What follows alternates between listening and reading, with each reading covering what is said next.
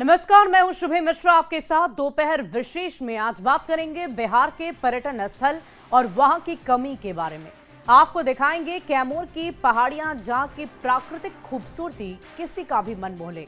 साथ ही आपको मां मुंडेश्वरी मंदिर के बारे में भी बताएंगे, जहां दर्शन करने के लिए हर साल बड़ी संख्या में श्रद्धालु पहुंचते हैं। आपको रोहतास के झरने, किले और तमाम पर्यटन स्थल के बारे में बताएंगे। लेकिन इसके साथ ही आज आपको ये भी बताएंगे कि कैसे बिहार में पर्यटन की अपार संभावनाएं होते हुए आखिरकार यहां पर्यटक क्यों नहीं आना चाहते हैं। साथ ही आपको ये दिखाएंगे कि रांची के मारदू गांव में घुसे एक बाघ के आतंक से लोगों को कैसे राहत मिली है। तो चलिए इस खास पेशकश की शुरुआत करते हैं।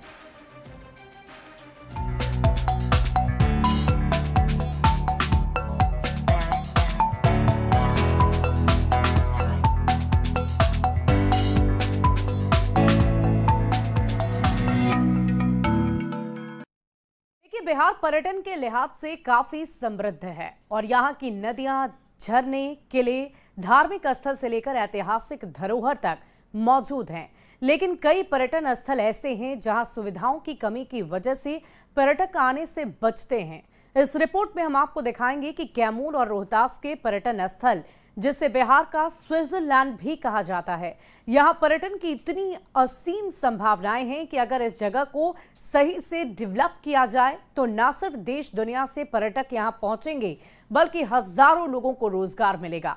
देखिए कैसे मूलभूत सुविधाओं के अभाव में ये पर्यटन स्थल अभी भी वीरान जैसे लगते हैं। प्रकृति की गोद में बसा बिहार का कैमूर जिला, यहाँ की नदियाँ, झरने और प्रसिद्ध मंदिर के साथ प्राकृतिक खूबसूरती।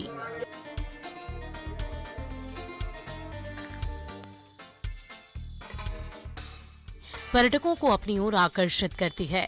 नदियों में होने वाली मोटर बोट राइड पर्यटकों को एक अलग ही अनुभव देते हैं।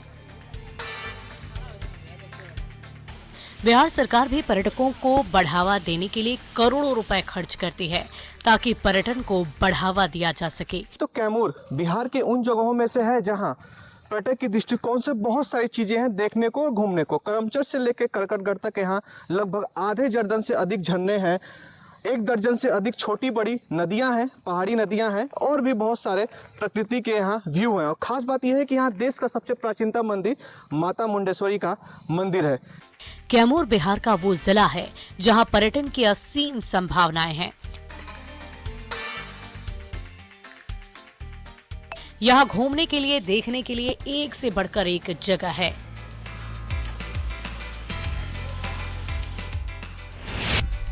कैमूर में आधा दर्जन से अधिक झरने हैं। कैमूर में 10 से ज्यादा नदियां हैं। देश के प्राचीन मंदिर में से एक मां मुंडेश्वरी का मंदिर है। हर साल यहाँ बड़ी संख्या में पर्यटक पहुँचते हैं। प्रकृति की गोद में बसे कैमूर को बिहार का मिनी स्विट्जरलैंड भी कहा जाता है। प्राकृतिक खूबसूरती की वजह से यहाँ बड़ी संख्या में पर्यटक पहुँचते हैं, लेकिन यहाँ आना काफी मुश्किल होता है। यहाँ आने वाले पर्यटकों ने खुद बताया कि यहाँ तक पहुँचने में उन्हें काफी दिक्कतों का सामना करना पड़ता है। करना पड़ रहा है आप लोगों को? यहाँ बहुत दिक्कतों का सामना करना पड़ रहा है। यहाँ पर पिकनिक स्पॉट कहीं नहीं है, कहीं ठहरने के लिए कोई विधि व्यवस्था नहीं है। यहाँ आने के बाद हम लोग अलग थलग पड़ जाते हैं। नोट रुपयों का व्यवस्था नहीं है, आने जाने का कोई समुचित उपयोग नहीं किया जाता है।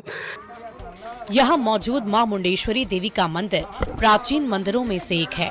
हर साल बड़ी संख्या में भक्त यहाँ दर्शन करने पहुँचते हैं, लेकिन मंदिर तक पहुँचने के लिए या मंदिर के पास ठहरने और आराम करने के लिए किसी तरह की कोई मुकम्मल व्यवस्था नहीं है। और सबसे बड़ा दिक्कत तो यहाँ पे शौचालय और स्नान घर के लिए है। जितने भी यात्री आते हैं तो उनको शौचालय और स्नान करने के लिए बहुत परेशानियों का सामना करना पड़ता है। तो आपके माध्यम से हम आपके चैनल के माध्यम से बताना चाहते हैं सरकार को या पर्यटक विभाग को कि जल्द से जल्द मां मुंडेश्वरी परिसर में इसका व्यवस्था किया जाए। यहाँ बिहार के अलावा उत्तर प्रदेश और दूसरे प्रदेशों से पर्यटक पहुँचते हैं, लेकिन सुविधाएं न होने की वजह से पर्यटकों की संख्या काफी कम है। हालांकि ऐसा नहीं है कि सरकार यहाँ के विकास के लिए काम नहीं कर रही। कैमूर में पर्यटन को बढ़ावा देने के लिए सरकार ने काफी अच्छा रोड मैप तैयार कर रखा है। करोड़ों के फंड दिए गए हैं, लेकिन वो योजनाएं जमीन पर नहीं उतरने की वजह से पर्यटकों को काफी दिक्कतों का सामना करना पड़ता है। जानकारी के मुताबिक मां मुंडेश्वरी मंदिर तक पहुंचने के लिए रोपवे का निर्माण होना है। यहां ग्लास ब्रिज बनाने की बात चल रही है। ये तमाम योजनाएं सरकार ने यहां पर्यटन को बढ़ावा देने के लिए बनाई है, लेकिन अभी तक ये काम पेंडिंग पड़ा हुआ है। अगर ये सब कुछ बन जाता तो इससे न सिर्फ पर्यटकों की संख्या में इजाफा होता, बल्कि रोजगार के नए अवसर भी मिलते। यहाँ पे कोई विकास का बाधित हो रहा है, वन विभाग चलते बाधित हो रहा है। कोई मंत्री विधायक जो भी आ रहा है अपना आश्वासन देकर चला जा रहा है। चला जाने के कारण बाद में बताता है कि यहाँ वन विभाग है, ये है, फलाना ढिकाना है। तो इसको सब विभाग को एक जगह बैठ कर बात करके विकास का एक रूप देना चाहिए। आपको क्या इसमें यहाँ अतिथि गृह होना चाहिए, जगह जगह पर्याप्त जमीन जगह है। यहाँ जंगल में यहाँ जानवर विलुप्त होते जा रहे हैं। कैमूर पहाड़ी से यहाँ पे जल संचय का व्यवस्था करना चाहिए, जल ठहराव का व्यवस्था करना चाहिए। यहाँ आने वाले पर्यटकों से जब हमने बातचीत की तो उन्होंने बताया कि यहाँ पर्यटन की काफी संभावनाएं हैं, लेकिन कमियों की वजह से यहाँ पर लोग नहीं आते। पर्यटकों की जो शिकायत है वो है सड़क अच्छी नहीं होने की वजह से यहाँ तक पहुँचना मुश्किल होना,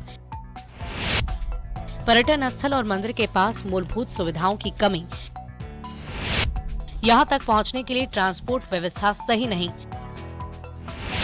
बरसात के मौसम में यहाँ तक पहुँचना असंभव, खासकर बारिश के मौसम में यहाँ पहुँचना काफी मुश्किल होता है।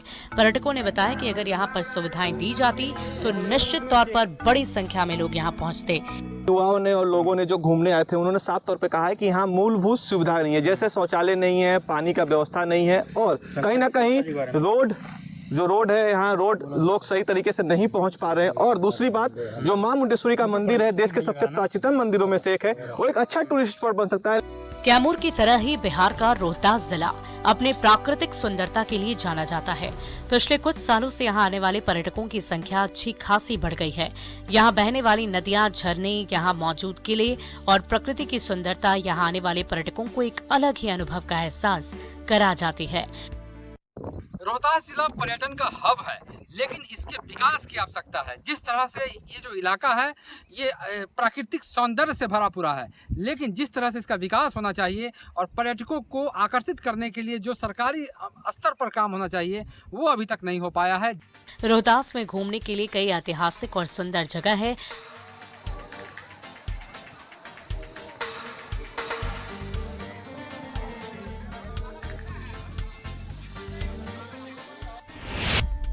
जिसमें झरने और जलाशय पर्यटकों को अपनी ओर आकर्षित करते हैं। प्रसिद्ध दुर्गावती जलाशय एक बड़ा पर्यटन स्थल है। मांझर कुंड, तूतला भवानी जलप्रपात की खूबसूरती देखते ही बनती है। ऐतिहासिक शेर शाह सूरी का मकबरा एक बड़ा पर्यटन स्थल है। रोहतासगढ़ का किला देखने के लिए बड़ी संख्या में लोग यहाँ पहुँचते हैं। यहाँ भी हर साल बड़ी संख्या में पर्यटक पहुँचते हैं, लेकिन पर्यटकों के लिए यहाँ भी कुछ विशेष तरह की सुविधा नहीं दी गई है, जिसकी वजह से पर्यटकों की संख्या में कमी आ गई है। यहाँ के स्थानीय लोग खुद ही ये बताते हैं कि बुनियादी सुविधाओं की भारी कमी है। पहले तो यहाँ का जो आवागमन है उसका रास्ता जो है उसको दुरुस्त होना चाहिए, और यहाँ जब लोग आएँ तो उनको सुरक्षा भी चाहिए, ताकि सुरक्षा होगा तभी वो लोग में डर का यहाँ आने से जो लोग हैं, महिलाएं लोग हैं, लड़की लोग हैं, कतराती है, कभी आना नहीं पसंद करती है। स्थानीय लोगों ने बताया कि अगर सरकार यहाँ पर मूलभूत सुविधाएं बेहतर ढंग से दे तो पर्यटकों की संख्या भी बढ़ेगी और रोजगार भी लोगों को मिलेगा। विकास की सबसे ज़्यादा ज़रूरत है कि आने जाने का जो सुगम साधन हो वो मजबूत होनी चाहिए, सड़क दुरुस्त होनी चाहिए, रोपवे का निर्माण होना चाहिए, प्लस में लोग वहाँ जाएं, वहाँ शौच करने के लिए शौचालय होनी चाहिए, लोग गंदगी ना फैलाएं उसके लिए डस्टबिन का व्यवस्था कराना चाहिए, है ना। इस पे सरकार के साथ साथ जिला प्रशासन को भी ध्यान देना चाहिए, इसके बाद ही यहाँ पे। वहीं इस बारे में जब पर्यटन मंत्री राजू कुमार सिंह से बातचीत की गई, जो बिहार सरकार में पर्यटन के क्षेत्र में तेजी से काम कर रहे हैं, उन्होंने कहा कि आने वाले वक्त में पर्यटन में और भी तेजी से काम होगा, जिसकी वजह से पिछले कुछ दिनों में राज्य में आने वाले पर्यटकों की संख्या बढ़ी भी है। सरकार लगातार समस्या के समाधान के लिए काम कर रही है। पूर्व में काफ़ी दिनों से आप जानते हैं कि 2005 के पहले क्या सरकार, कैसी सरकार चल रही थी, लेकिन उसके बाद से आप देखें तो पर्यटन में बहुत सारे काम हुए हैं। और इधर मुझे तो 3-4 महीने पहले मुझे प्रभार मिला है इस विभाग को देखने का। मैं भी अभी तक 50% जगहों पे ही जा पाया हूँ और बहुत सारे जगह अधूरे रह गए हैं। फिर भी लोगों से जो भी समस्याएं मिल रही है सबको देख रहे हैं, दिखवा भी रहे हैं और सब जगह किस तरह से पर्यटन को की वो असुविधा न हो उसके लिए कार्य किए जा रहे हैं। हालांकि जब हमने उनसे कैमूर और रोहतास को लेकर सवाल किया तो उन्होंने माना कि वहां पर सुविधाओं की कमी है। उन्होंने ये भी आश्वस्त किया कि बिहार सरकार इन पर्यटन स्थल के विकास के लिए लगातार कोशिश कर रही है और इसका असर आने वाले दिनों में दिखेगा भी। और कैसे देश दुनिया से लोग भी यहाँ आवे। हम लोग अभी एक सेमिनार करने जा रहे हैं, आपको नेक्स्ट मंथ में करेंगे मॉरिशस में भी, क्योंकि मॉरिशस की पॉपुलेशन जो है more than 50% population are from Bihari. तो उनको अपनी माटी, अपना देश के याद दिलाने और वहाँ पे हम लोग कॉन्फ्रेंस करेंगे करके कि मॉरिशस के लोग भी यहाँ आवे। बहुत सर्किट से जुड़े हुए लोग हैं वो भी यहाँ आवे। गणतंत्र की झंडी रही है, वैशाली बिहार का ये रहा है, वो लोग आवे। चाइनीज लोगों से भी बात हो रही है, जो भी श्रीलंका के लोगों से बात हो रही है, जो बुद्ध से जुड़े हुए लोग हैं। इसलिए सारे सर्किट पे काम चल रही है और निश्चित रूप से 2025-26 का जो ईयर होगा वो आप देखिएगा कितना बड़ा इजाफा होगा टूरिस्ट में। पर्यटन मंत्री भले ही विकास का दावा करते हों, लेकिन यहां आने वाले पर्यटकों ने जो शिकायत की वो भी जायज है। ऐसे में सरकार को जल्द से जल्द यहां विकास कराना होगा ताकि पर्यटकों को यहां पहुंचने में और दूसरी मूलभूत सुविधाएं मिले, ताकि इलाके के विकास के साथ लोगों को रोजगार मिल सके। न्यूज़ 18 के लिए कैमूर से अभिनव सिंह, रोहतास से अजीत कुमार और पटना से आनंद अमृतराज के साथ ब्यूरो रिपोर्ट।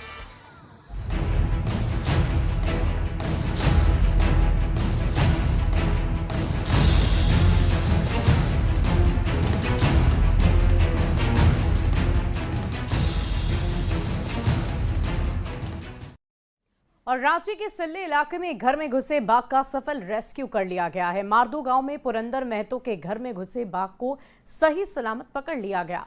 पुरंदर महतो की बहादुर बेटी सोनिका की सूझबूझ और वन विभाग की तत्परता के कारण बाघ को पकड़ लिया गया।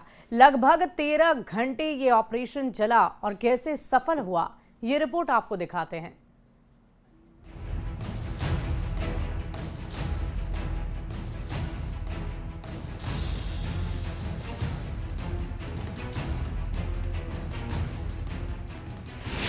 रांची के मारदू गांव से टाइगर का रेस्क्यू। कैसे जंगल से गांव पहुंच गया बाघ, लोगों की सूझबूझ से हुआ सफल रेस्क्यू। वन विभाग ने किला बाघ को पीटीआर में छोड़ा। जंगल से निकलकर राजधानी रांची के मारदू गांव पहुंचे बाघ की वजह से पिछले 2 दिनों से लोग दहशत में थे, लेकिन आखिरकार बाघ के सफल रेस्क्यू के बाद लोगों ने चैन की सांस ली। जानकारी के मुताबिक रेस्क्यू हुए बाघ को पलामू टाइगर रिजर्व के इलाके में छोड़ दिया गया है। बुधवार देर रात बाघ रांची से चलकर पलामू टाइगर रिजर्व के इलाके में पहुंचा था और गुरुवार की सुबह 7 बजे के करीब पलामू टाइगर रिजर्व इलाके में इसे छोड़ दिया गया।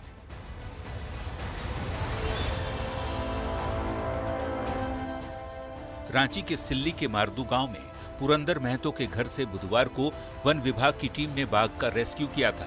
बाद में डॉक्टरों की टीम ने बाघ की स्वास्थ्य का जांच भी किया था। इसके बाद उसे पलामू टाइगर रिजर्व लाया गया। सिल्ली से रेस्क्यू हुआ बाघ पलामू टाइगर रिजर्व का ही बताया जाता है। ये बाघ 2023 में पलामू टाइगर रिजर्व के पलामू किला के इलाके में देखा गया था, जिस कारण इस बाघ का नाम किला बाघ रखा गया था। 2023 के बाद यह हजारीबाग, चतरा के बाद गुमला होते हुए बंगाल सीमा तक पुरुलिया में भी गया था। वापस लौटने के दौरान ये काफी दिनों तक खूंटी के इलाके में रहा था। खूंटी के बाद पलामू टाइगर रिजर्व के रास्ते आबादी के चलते ये सिल्ली की तरफ चला गया। सिल्ली में यह एक घर में जा घुसा, जिसके बाद इसका रेस्क्यू किया गया। 25 जून सुबह 4:30 बजे जंगल से भटकते भटकते एक खूंखार बाघ रांची के सिल्ली इलाके में आ धमका। सुबह सवेरे का वक्त था, लोग सो रहे थे। तभी 5 बजे मारदू गांव में पुरंदर महतो के घर का दरवाजा खुला। पुरंदर महतो की 14 साल की बेटी सोनिका कुमारी ने बकरी बांधने के लिए ज्यों ही घर का दरवाजा खोला, बाघ तेजी से पुरंदर महतो के घर में घुस गया। बाघ क्या कर रहा था? बाघ इधर ही आ रहा था, वो अपना मेरे तरफ आ रहा था, तो हम उसको देख के अंदर घुस गए। वो भी मेरे साथ घुस गया। तो बाघ तुम्हारे साथ ही घर के अंदर घुसा? तो तुमको डर नहीं लगा? जी डर लगा था तो बाघ के घर में घुसते ही सोनिका घबराई नहीं। हालांकि बाघ को देखकर डरी जरूर, क्योंकि पिता पुरंदर और एक बहन अभी भी घर में सो रहे थे। सोनिका ने हिम्मत से काम लिया और पिता को बाघ के बारे में बताया। अगले ही पल पुरंदर की नजर बाघ पर पड़ी, उसका शरीर बिल्कुल सन्न रह गया। बाघ पुरंदर पर झपटा और पुरंदर चकमा देकर दोनों बेटियों के साथ घर से बाहर निकल गया। उसने तुरंत दरवाजा लगाकर बाघ को अपने घर में ही बंद कर दिया। जैसे बाघ घुसा अंदर में तो खुला है बाहर वाला दरवाजा, इसमें घुसा तो चाली में एक चौकी है जहाँ हम लोग सोते हैं। तो आज हम वहाँ नहीं सोए थे, खटिया में सोए थे, तो वहाँ घुस गया और दहाड़ मारने लगा तो बच्चा लोग को ठेल के अंदर वाला रूम घुसा दिए। पुरंदर ने जब गांव वालों को बताया तो सब हक्के बक्के रह गए। बाघ के पगमार्क देख उनके रोंगटे खड़े हो गए। तुरंत वन विभाग की टीम को इसकी जानकारी दी गई। पूरा दिन आंख मिचौली का खेल चलता रहा। शाम तकरीबन 4 बजे टीम ने बाघ को पकड़ने के लिए रेस्क्यू अभियान शुरू किया और लगभग 1.5 घंटे बाद बाघ को सही सलामत पिंजड़े में कैद कर लिया गया। इसको एक सेडेटिव ट्रैंक्विलाइज किया गया है नॉर्मली, ताकि ये शांत रहे। और इसको क्योंकि अगर बहुत ज्यादा एग्रेसिव होगा तो ट्रांसपोर्टेशन में अपने को खुद ही इंज्योर करने का चांस रहता है, तो उसको वो ना हो। और उसके बाद इसका स्वास्थ्य परीक्षण के बाद इसको पीटीआर में छोड़ने का कार्रवाई की जाएगी। किला बाघ ने मध्य प्रदेश के बांधवगढ़ टाइगर रिजर्व से लेकर पश्चिम बंगाल के पुरुलिया तक के कॉरिडोर को एक्टिव किया है। कई दशकों के बाद इस कॉरिडोर में बाघ की मूवमेंट मौजूद रही। मध्य प्रदेश के बांधवगढ़ से बंगाल के पुरुलिया तक का करीब 800 किलोमीटर तक बाघ का कॉरिडोर है। किला बाघ बांधवगढ़ टाइगर रिजर्व से निकलकर पलामू टाइगर रिजर्व के इलाके में साल 2023 में दाखिल हुआ था। रांची से संवाददाता संजय सिन्हा के साथ ब्यूरो रिपोर्ट, न्यूज़ 18। और दिल्ली में हुई नेहा हत्याकांड की वारदात सिर्फ नेहा की हत्या नहीं है, ये भरोसे की भी हत्या है। ये इंसानियत की हत्या है, क्योंकि जिसे बहन का दर्जा दिया उसी की हत्या कर दी। यही वजह है कि पूरे इलाके में तनाव है, क्योंकि लोग इसे लव जिहाद के नाम से जोड़कर देख रहे हैं। उस तौफीक का इनके घर 5-6 साल से आना जाना था। बहनों का रिश्ता था कई सालों से, बहनों के चक्कर में राखी भी बांधती थी बेटियां।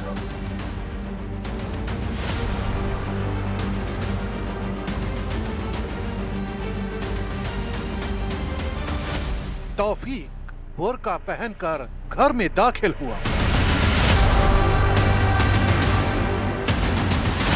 घर की 5वीं मंजिल पर नेहा का गला दबाया।